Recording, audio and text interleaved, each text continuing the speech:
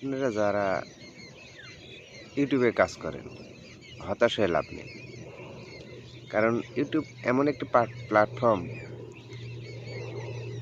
আপনার ধৈর্যেরও পরীক্ষা নেই। আপনার ভিডিওতে শর্ট ফিডে আপনি নিজেও জানেন যে আসলে একটা কাজ ছোট থেকে যখন বড় হতে হয়, তখন ওইটার অনেক পরীক্ষামূলক কাজ করতে হয়। যেমন আপনি একটি চারা গাছ লাগালে, সেই চারা গাছটা দীর্ঘ সময় ধরে আপনার পরিচর্যা করা লাগে। পরিচর্যা করার পরে তারপরে সেখান থেকে গাছ বড় হয়, কাঠ হয়, তারপরে আপনাকে ফুল দেয়, ফুল থেকে ফল দেয়। এমন একটা জায়গা ইউটিউব প্ল্যাটফর্ম। এখানে আপনি মনে করতেছেন যে আমার ভিডিও ছাড়তেছি, ভিউ আসতেছে না কেন?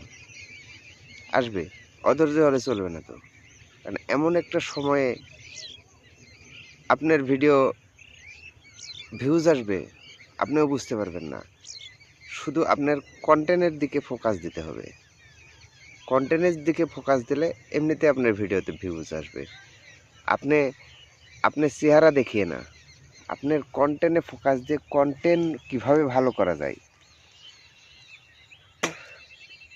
আর ভালো কন্টেন্ট মানেই